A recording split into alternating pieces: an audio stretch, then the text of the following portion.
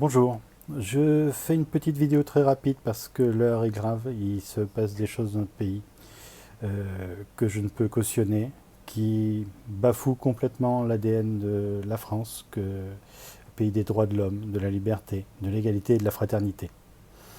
Et donc à ce titre, je vais vous faire part de quelques idées d'actions à mener, toujours dans la bienveillance.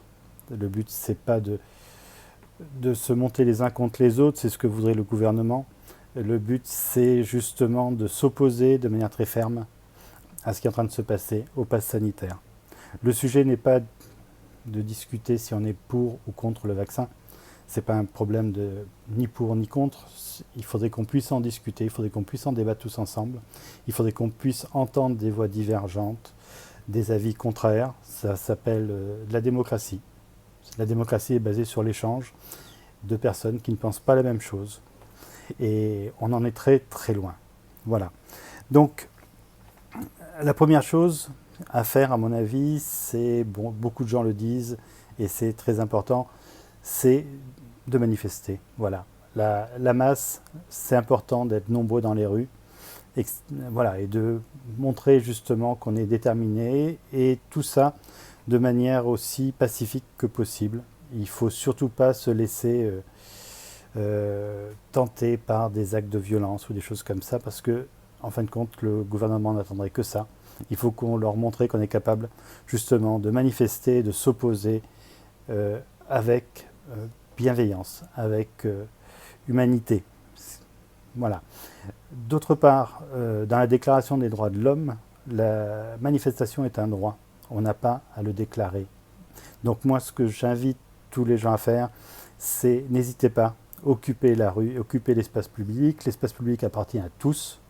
On n'a pas besoin de déclarer. Vous pouvez aller organiser des manifestations partout, près de chez vous, sur des places, en face des mairies.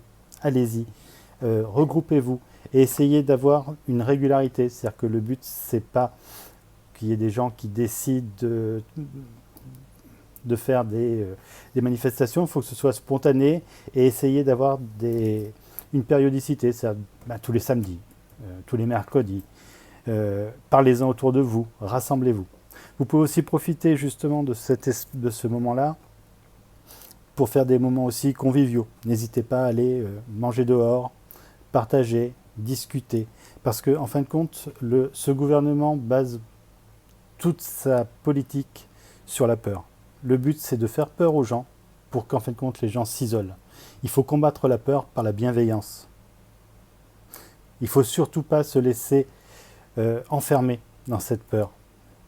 Il ne faut pas avoir peur, il faut sortir, il faut organiser, amener des instruments de musique, partager des moments conviviaux. N'hésitez pas à amener un thermos de café, partager du café avec les autres, amener des tables, occuper l'espace public. L'espace public est à tous, aux vaccinés, aux non-vaccinés, aux hommes, aux femmes, aux gens de gauche, de droite, aux athées, aux catholiques, aux musulmans. Enfin, l'espace est à tous et c'est notre espace, il nous appartient. Il faut en prendre possession, il faut montrer qu'on est là. Voilà. La première chose, c'est cette partie-là qui est très importante de manifester. Il y a quelque chose d'autre à comprendre pour tous ceux qui croient que le pass sanitaire va durer jusqu'au, je crois, 15 août ou quelque chose comme ça. C'est illusoire. Il n'y aura pas, après le 15 août, d'arrêt du pass sanitaire. Si on fait un petit retour en arrière, rappelez-vous des attentats. Quand il y a eu les attentats, on a fait passer l'état d'urgence parce que c'était important de lutter contre les terroristes, etc. Qu'est-ce qui s'est passé? Cet état d'urgence, il a été proclamé, il a été reconduit, et après, il a été inscrit dans la Constitution. Qu'est-ce qu'ils ont fait de cet état d'urgence? Ce qui leur a permis d'avoir accès au réseau, de pouvoir surveiller les réseaux sociaux, etc. Est-ce que vous pensez qu'à l'heure actuelle, ces lois qui sont basées sur l'état d'urgence suite à des attentats est là pour protéger les gens, pour surveiller les terroristes?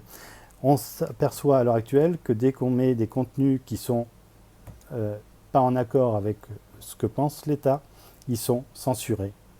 Et tout ça, ça vient directement de l'état d'urgence, de la capacité qu'ont police, le gouvernement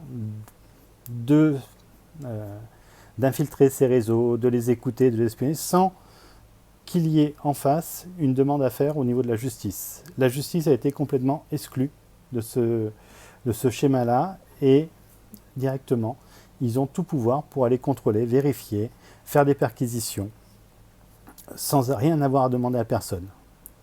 Donc, si vous croyez que le pass sanitaire, qui rentre dans cette même logique, parce que depuis l'état d'urgence, qu'est-ce qui s'est passé? Ils ont agrégé les fichiers, ils ont fait un certain nombre de fichiers pour pouvoir mieux suivre les gens.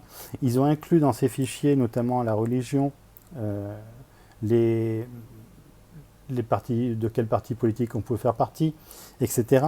Donc on s'aperçoit que quand on fait le fil de toutes ces libertés qui ont été plus ou moins, qui ont été petit à petit grignotées, qu'elles vont toutes dans le même sens et qu'il n'y a jamais de marche arrière. Et le pass d'urgence, le pass sanitaire et la continuité de tout ce qui s'est passé depuis des années sur justement les libertés. Donc, ne pensez pas que ça va s'arrêter, c'est là pour continuer. Donc si on ne s'y oppose pas fermement maintenant, après, il sera trop tard. Autre chose à faire, à mon avis, quand vous êtes syndiqué, faites partie d'un parti politique, si vous estimez que ces partis ne font pas le boulot, qu'ils ne font pas le taf, rendez vos cartes massivement, rendez vos cartes de syndicalistes, montrez que vous êtes en désaccord pour qu'ils prennent conscience du nombre de personnes qui ne sont pas en accord avec justement leur mutisme, parce qu'ils sont totalement absents. On ne les entend pas, on ne voit personne ou très peu. Quelques partis sortent du lot, mais très peu sont vraiment moteurs sur le sujet. Donc n'hésitez pas. Boycottez, bien sûr, tous les endroits qui vont demander le pass sanitaire. Et dernier conseil, qui est pour moi peut-être le plus important, si vous allez sur le site du Sénat, vous verrez qu'il y a des projets de loi qui visent à surveiller les comptes en banque, qui vont surveiller ce que vous faites, ce que vous dépensez, comment vous le dépensez. C'est-à-dire qui, bien sûr, comme d'habitude, l'enfer est pavé de bonnes intentions. Donc, ils arrangent ça avec c'est pour lutter contre l'argent au noir, etc. Mais comme la surveillance des réseaux sociaux était pour empêcher le terrorisme et que maintenant ça empêche l'opposition, ça empêche les avis divergents, ça empêche le dialogue, ça empêche tout ça, ils vont surveiller vos comptes. Et ça, c'est écrit dans la loi, allez voir sur le site du Sénat. Deuxièmement, ça s'est déjà passé en Grèce, ça a été voté au niveau de l'Union européenne. Ils vont avoir le droit de se servir sur vos comptes, aller prendre l'argent qu'il y a dessus. Et Macron a déjà lancé un petit ballon d'essai en disant il va bien falloir que quelqu'un paye tout l'argent que j'ai distribué si généreusement. Enfin bon, c'est pas son argent, c'est le nôtre. C'est celui de nos enfants. C'est celui des générations futures. Il n'a rien donné de sa poche, faut pas se leurrer. Donc, il va venir taper, mais il ne va pas venir taper sur les grosses entreprises, il ne va pas venir taper sur les multinationales qui ont leur compte ailleurs, il va venir taper dans vos poches. Donc moi, ce que je vous conseillerais, parce que ça, c'est un indicateur qui va de suite remonter à Bercy, retirez au maximum l'argent que vous avez sur vos comptes. Le principe, ce n'est pas de vous mettre à découvert et de payer des ajus en plus, c'est pas de laisser pour que les prélèvements soient bien effectués, etc. Et tout le reste, payer en liquide. Retirer de l'argent le plus possible. Et ça, c'est des choses qui vont directement remonter à Bercy. N'hésitez pas. Et puis, l'avantage aussi de retirer de l'argent et de payer en liquide, c'est que cet argent liquide qui ira dans des petits commerçants privilégiés plutôt tout ce qui est local, etc., eux vont aussi pouvoir acheter en local. Il faut qu'eux aussi se mettent dans le jeu. Et donc, c'est de l'argent qui va circuler, qui va faire vivre l'économie et qui ne passera pas par les banques. Et ça, c'est un indicateur qui va de suite remonter et qui peut aussi leur faire peur, parce que si on commence à retirer massivement les sous des banques, ça ne va pas leur plaire et ils vont être dans une position qui va être très très délicate. Donc ce qu'il faut surtout, c'est parce qu'en fin de compte, tout leur schéma est basé sur la peur. Donc il faut arrêter d'avoir peur, il faut sortir dans les rues, il faut profiter, il faut échanger. N'hésitez pas, il faut boycotter tous ceux qui ont décidé d'appliquer ce pass sanitaire. Et aussi, il faut être tout le temps dans la bienveillance. Je veux dire, parce que les agriculteurs doivent être tête dehors. Tout le monde doit être dehors. C'est un problème qui ne touche pas une classe particulière. C'est un problème qui touche toute la société. C'est un problème qui touche nos enfants. Et sur nos enfants, ce qui est totalement inadmissible, c'est qu'ils sont en train, en fin de compte, de faire exploser la famille parce que ils vont pouvoir vacciner les enfants directement dans les écoles. Ils sont en train de diminuer l'âge à partir duquel il faut le consentement des parents. Ça veut dire qu'en fin de compte, vous n'êtes plus responsable de vos enfants. Ça veut dire que c'est l'État qui va décider pour nos enfants de ce qui est bon pour eux, et c'est pas aux parents. C'est totalement inadmissible. Il n'y a que quelqu'un qui n'a pas de gosse qui peut imaginer qu'il sait mieux que des parents ce qui est bon pour leurs enfants. Je veux dire, c'est quelqu'un qui a jamais dû passer des nuits blanches à s'occuper de ses gosses, quoi. Sinon, c'est pas possible. Les parents sont quand même de loin les mieux placés pour décider ce qu'il y a de mieux pour leurs enfants. Il faut que les médecins se mobilisent parce que les médecins doivent soigner. Ils sont sortis de l'équation. Ils doivent appliquer des règles. Si c'est pour appliquer des règles, ils n'ont pas besoin de faire 7 ans d'études. On prend n'importe quel crétin qui sait lire une directive et il devient médecin. Je veux dire, la médecine, c'est un art qui se situe. C'est pas une science. C'est pas une science dure. C'est pas des mathématiques. C'est une pratique qui se passe entre un patient, un médecin et une maladie. Et c'est la compréhension des trois et pour le meilleur bénéfice du patient. C'est pas du tout. On n'est pas du tout dans quelque chose qui doit être planifié. Ça ne marche pas comme ça, la médecine, ça n'a jamais marché comme ça, et il ne faut pas que ça marche comme ça.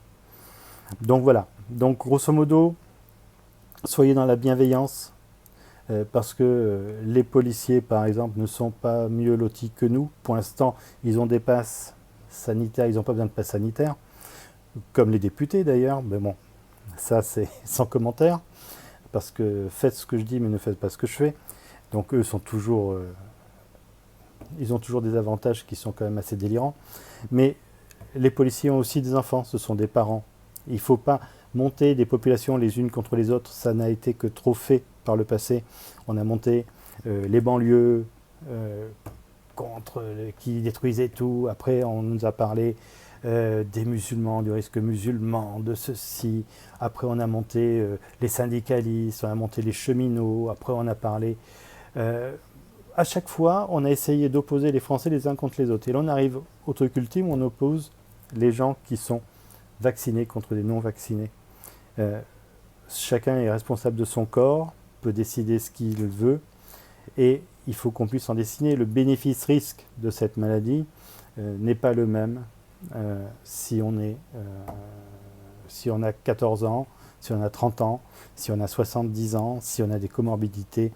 Il faut que ce soit évalué au cas par cas avec son médecin. Voilà, on ne demande pas grand-chose, on demande juste retrouver la possession de notre corps, de notre société, de nos enfants. Voilà ce que j'avais à dire. Et n'oubliez pas, retirez massivement l'argent des comptes en banque et soyez dans l'empathie. Parce qu'en fin de compte, la peur nous détruit et l'empathie, la bienveillance, c'est ce qui nous fera sortir par le haut de cette crise. Voilà ce que j'avais à dire. Voilà, je vous remercie d'avoir écouté. Cette vidéo, je ne sais pas si elle va durer, si elle va ce truc, donc n'hésitez pas à reprendre ce que j'ai dit là si vous trouvez qu'il y a des choses intéressantes et à les reprendre à votre compte, mais surtout diffuser ces différentes actions à mener qui me paraissent importantes. Et voilà, il faut qu'il y ait des indicateurs, donc les nombres de manifestants, le nombre de retraits. Même n'hésitez pas, si vous n'utilisez pas votre carte bleue, rendez votre carte bleue, c'est une dizaine d'euros par mois ou 5 euros, choses comme ça vous fera toujours des économies. Et évitez justement de vous faire tracer dans ces trucs-là. Supprimez les applications aussi sur vos téléphones de paiement. Essayez de supprimer tout ça. Ce sont des indicateurs qui remontent directement et qui donneront un signe très important, très significatif aux gouvernants sur l'état des Français et sur leur volonté à ne pas céder. Voilà. Donc, bon courage. Samedi, sans doute, sur les différentes manifestations. Je compte sur vous pour diffuser le message. Je vous remercie d'avance. Et on lâche rien.